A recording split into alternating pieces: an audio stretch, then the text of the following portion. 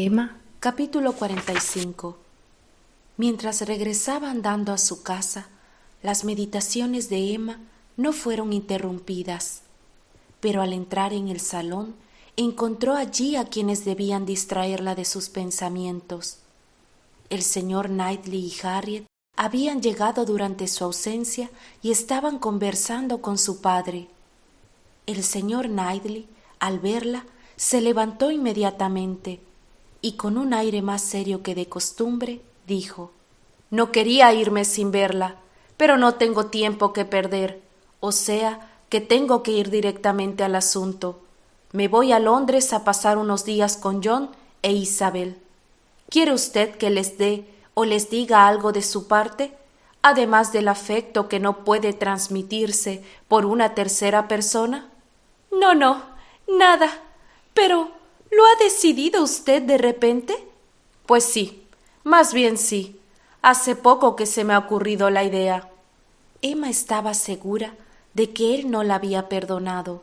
Su actitud era distinta, pero confiaba que el tiempo le convencería de que debían volver a ser amigos. Mientras él seguía de pie, como dispuesto a irse de un momento a otro, pero sin acabar de hacerlo, su padre empezó a hacer preguntas. «Bueno, querida, ¿no te ha ocurrido nada por el camino? ¿Cómo has encontrado a mi buena amiga y a su hija? Estoy convencido de que habrán estado muy contentas de que fueras a verlas. Emma ha ido a visitar a la señora y a la señorita Bates. Señor Knightley, como ya le he dicho antes, siempre es tan atenta con ellas». Emma enrojeció al oír un elogio tan inmerecido, y sonriendo y negando con la cabeza, gesto que no podía ser más elocuente, miró al señor Knightley. Creyó percibir una instantánea impresión en favor suyo, como si los ojos de él captaran en los suyos la verdad y todos aquellos buenos sentimientos de Emma fueran en un momento comprendidos y honrados. Él la miraba con afecto. Emma se sentía sobradamente recompensada, y más aún cuando un momento después él inició un ademán que delataba algo más que una simple amistad. Le cogió la mano. Emma no hubiera podido decir si no había sido ella quien había hecho el primer movimiento. Quizás más bien se la había ofrecido, pero él le cogió la mano, la apretó y estuvo a punto de llevársela a los labios. Pero algo le hizo cambiar de idea y la dejó caer bruscamente. Ella no adivinaba por qué había tenido aquel reparo, por qué había cambiado de opinión cuando solo faltaba completar el gesto. Según Emma, hubiese hecho mejor de llegar hasta el fin.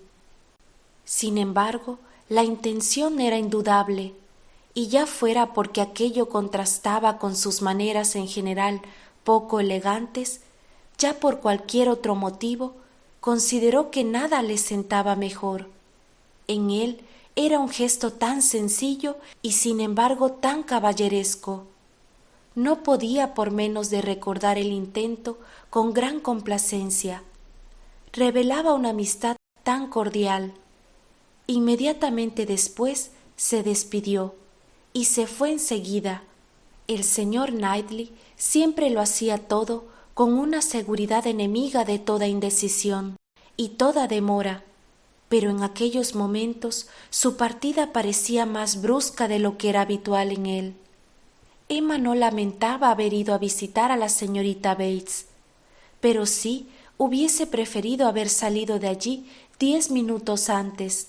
Le hubiese gustado mucho poder hablar con el señor Knightley sobre el empleo de Jane Fairfax. Tampoco lamentaba el que visitara a la familia de Brunswick Square, porque sabía la alegría que iba a proporcionar su visita, pero hubiese preferido que hubiera elegido una época mejor y que se hubiese enterado de su marcha con más antelación. Sin embargo, se separaron muy amistosamente.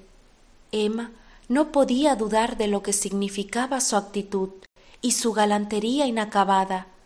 Todo aquello tenía por objeto darle la seguridad de que volvía a tener buena opinión de ella. El señor Knightley había estado en Hatfield más de media hora. ¡Qué lástima que no hubiese vuelto más temprano! Con la esperanza de distraer a su padre de la desagradable impresión de la marcha a Londres del señor Knightley, una marcha tan precipitada y además teniendo en cuenta que iba a caballo, lo cual podía ser tan peligroso. Emma le comunicó las noticias de Jane Fairfax, y sus palabras produjeron el efecto que esperaba.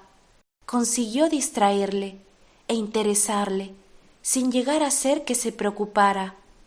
El señor Woodhouse hacía ya tiempo que se había hecho a la idea de que Jane Fairfax iba a emplearse como institutriz y podía hablar de ello tranquilamente. Pero la súbita partida para Londres del señor Knightley había sido un golpe inesperado.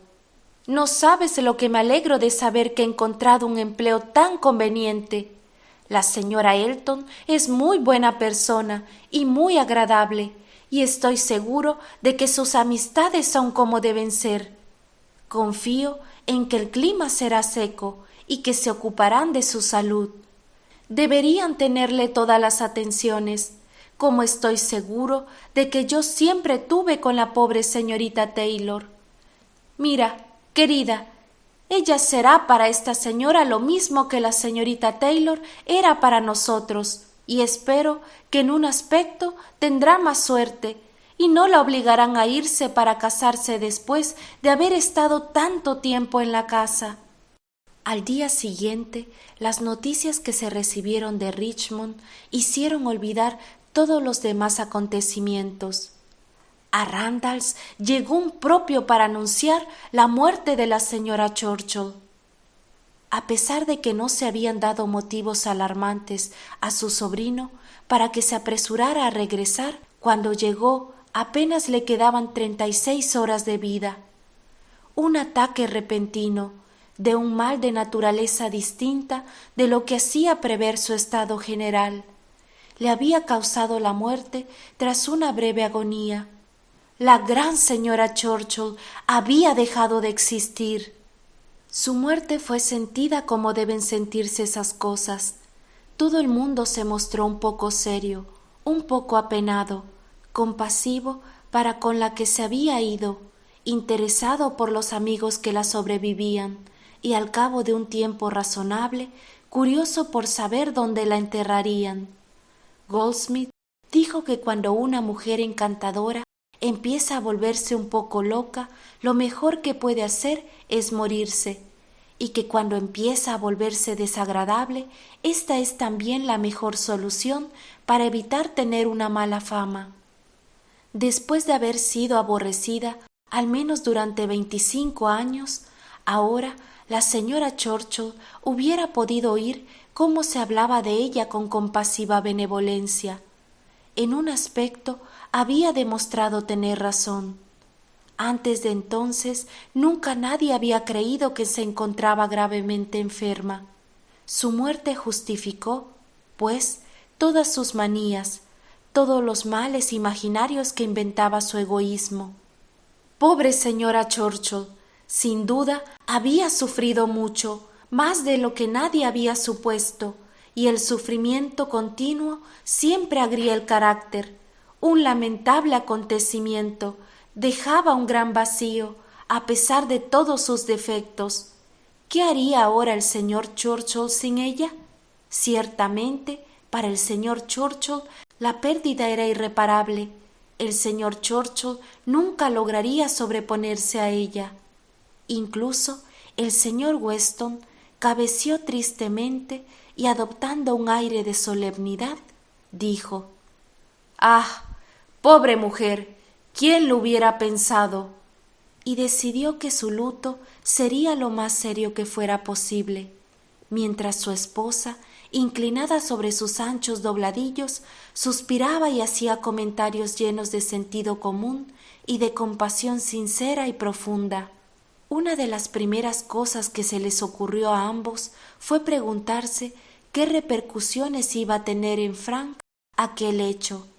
Esta fue también una de las primeras cosas en las que pensó Emma. la personalidad de la señora Churchill, el dolor de su marido, pensaba en ellos con respeto y con compasión, y luego, con una visión menos sobria, se preguntaba hasta qué punto aquel acontecimiento podía afectar a Frank, hasta qué punto podía beneficiarle, liberarle. En un momento creyó prever todas las ventajas posibles. Ahora sus relaciones con Harriet Smith no iban a encontrar ningún obstáculo. Nadie temía al señor Churchill. Una vez su esposa hubiera dejado de ejercer influencia sobre él, un hombre blando de carácter, dócil, a quien su sobrino convencería de cualquier cosa. Lo único, pues, que faltaba por desear era que el sobrino se propusiera fijar su interés en una persona concreta, y Emma, a pesar de la buena voluntad que mostraba en aquella causa, no tenía ninguna certeza de que ello fuese ya un hecho real. Harriet se portó extraordinariamente bien en aquella ocasión, con gran dominio de sí misma. Fueran cuales fuesen las esperanzas que el suceso le permitieran alimentar, no delató nada de sus sentimientos. Emma quedó muy complacida al observar esta demostración de que su carácter se estaba robusteciendo, y se abstuvo de hacer la menor alusión que pudiera debilitar su entereza. Por lo tanto, las dos amigas hablaron de la muerte de la señora Churchill con mucha circunspección. En Randalls se recibieron varias breves misivas de Frank Churchill, comunicándoles lo más importante de su situación actual y de sus planes inmediatos. El estado de ánimo del señor Churchill era mejor de lo que pudiera haberse esperado, y al partir el cortejo fúnebre en dirección al condado de York, la primera visita que había hecho había sido a un viejo amigo suyo que vivía en Windsor, y a quien el señor Churchill había estado prometiendo que visitaría desde hacía 10 años. Por el momento no había podido hacerse nada por Harriet. Por parte de Emma, lo único que le era posible era formular buenos deseos para el futuro. Mucho más urgente era prestar atención a Jane Fairfax, cuyo porvenir se ensombrecía tanto como el de Harriet se aclaraba, y cuyos compromisos inminentes no permitían que nadie de Highbury, que tuviese deseos de mostrarse amable para con ella, se demorase lo más mínimo, porque quedaba muy poco tiempo, y este era precisamente el deseo que ahora dominaba a Emma. Jamás había lamentado tanto la actitud de frialdad que había tenido para con ella en otros tiempos, y la misma persona que durante tantos meses le había sido totalmente indiferente, ahora era con la que se consideraba más en deuda, a quien hubiera distinguido con todo su afecto y su simpatía. Quería serle útil, deseaba demostrarle que apreciaba su compañía, que la creía digna de respeto y de consideración. Decidió convencerla para que pasara un día en Hatfield, y le escribió una nota invitándola. La invitación fue rechazada con una simple respuesta verbal. La señorita Fairfax no se encontraba en condiciones de poder escribir. Y cuando el señor Perry fue a Hatfield aquella misma mañana, se supo que la joven se había encontrado tan mal que había tenido que ser visitada por el médico, aun contra su propia voluntad, y que sufría una jaqueca tan fuerte y una fiebre nerviosa tal que era dudoso que pudiera acudir a casa de la señora Smallridge en los días que se habían acordado. Por el momento su salud no podía ser más precaria. Había perdido del todo el apetito, y aunque no había ningún síntoma decididamente alarmante, nada que pudiera hacer pensar en su antigua afección pulmonar, que era lo que más temía su familia, el señor Perry estaba preocupado por ella. Según su opinión, la señorita Fairfax se había lanzado a una empresa superior a sus fuerzas, y aunque ella misma Comprendía que era así, no quería reconocerlo. Estaba muy abatida. La casa que habitaba, el médico no pudo por menos de comentarlo, no era la más adecuada para su estado de nervios, siempre encerrada en una habitación. Él hubiese recomendado otro género de vida. Y en cuanto a su tía, aunque era una antigua amiga del señor Perry, éste debía confesar que no era la persona más apropiada para hacer compañía a una enferma como ella. Que la cuidaba y que la atendía en todo era indudable, solo que en realidad la cuidaba y la atendía demasiado, y él se temía que aquellos cuidados contribuían más a empeorarla que a mejorarla. Emma le escuchaba preocupadísima, cada vez más apenada por aquella situación y afanosa por encontrar el modo de serle útil, apartarla, aunque solo fuera por 1 o 2 taras, de su tía, hacerle cambiar de aires y de panorama, ofrecerle una conversación apacible y sensata, aunque solo fuera por 1 o 2 horas, podía hacerle mucho bien. Y a la mañana siguiente volvió a escribirle con las palabras más afectuosas que se le ocurrieron, diciéndole que iría a buscarla en su coche a la hora que Jane prefiriese, indicando que contaba con el asentimiento del señor Perry, quien se había mostrado decididamente favorable a que su paciente hiciera un poco de ejercicio. La respuesta llegó a esta breve nota: muchas gracias y afectuosos saludos de parte de la señorita Fairfax, pero no se encuentra en condiciones de hacer ninguna clase de ejercicio. Emma tuvo la sensación de que su nota merecía algo mejor, pero era imposible luchar contra aquellas palabras cuya trémula desigualdad decía bien a las claras que habían sido escritas por una enferma, y sólo pensó en cuál podía ser el mejor medio para vencer su repugnancia a ser vista o ayudada. Por lo tanto, a pesar de esta respuesta, mandó preparar el coche y se dirigió a casa de la señora Bates con la esperanza de que podría convencer a Jane de que saliera con ella. Pero fue en vano. La señorita Bates fue hasta la puerta del coche, deshaciéndose en muestras de gratitud y afirmando que coincidía totalmente con ella en pensar que tomar un poco el aire le sería muy beneficioso, y sirviendo de intermediaria entre ambas, hizo lo que pudo para convencer a su sobrina, pero todo en vano. La señorita Bates se vio obligada a regresar sin haber conseguido su propósito. No había modo de que Jane se dejara convencer. La simple proposición de salir parecía que le hacía sentirse peor. Emma tenía deseos de verla y de probar su poder de persuasión, pero casi antes de que pudiera insinuar este deseo, la señorita Bates le dijo que había prometido a su sobrina que por nada del mundo dejaría entrar a la señorita Woodhouse. La verdad es que la pobre Jane no puede sufrir el ver a nadie en absoluto. Claro que a la señora Elton no hemos podido decir que no, y la señora Cole ha insistido tanto, y como la señora Perry también ha demostrado tanto interés. Pero, exceptuando estos casos, Jane no recibe a nadie. Emma no quería ponerse a la misma altura que la señora Elton, la señora Perry y la señora Cole, que consiguen casi por la fuerza entrar en todas partes. Tampoco creía tener ningún derecho de preferencia.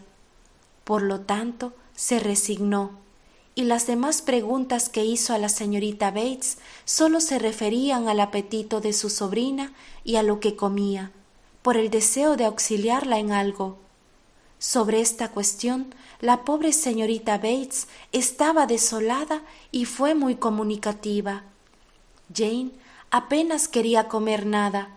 El señor Perry le recomendaba que tomase alimentos nutritivos, pero todo lo que le daban, y bien sabía Dios que nadie como ellos podían alabarse de tener vecinos tan buenos, lo rechazaba.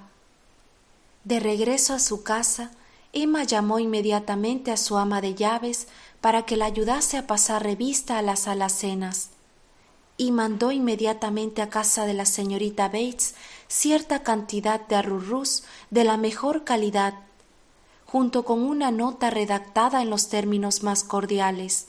Al cabo de media hora, el arrurús era devuelto con 1000 gracias de parte de la señorita Bates, pero mi querida Jane no ha estado tranquila hasta saber que lo habíamos devuelto. Es algo que ella no iba a poder tomar, y una vez más insiste en decir que no necesita nada. Cuando poco después Emma oyó decir que habían visto a Jane Fairfax paseando por los prados a cierta distancia de Highbury la tarde del mismo día en el que, con la excusa de que no estaban en condiciones de hacer ninguna clase de ejercicio, había rechazado tan tajantemente su ofrecimiento de salir con ella en el coche, no pudo tener ya la menor duda, teniendo en cuenta todos aquellos indicios, que Jane estaba decidida a no admitir ningún favor de ella. Lo sintió mucho. Estaba muy dolida al verse en una situación como aquella, quizá la más penosa de todas, sintiéndose mortificada, dándose cuenta de que todo lo que hiciera sería inútil y de que no podía luchar contra aquello, y la humillaba el que dieran tan poco crédito a sus buenos sentimientos y la considerasen tan poco digna de amistad, pero tenía el consuelo de pensar que sus intenciones eran buenas y de poderse decir a sí misma que si el señor Knightley hubiese podido conocer todos sus intentos para ayudar a Jane Fairfax, si hubiera podido incluso leer en su corazón, esta vez no hubiera encontrado motivos para hacerle ningún reproche.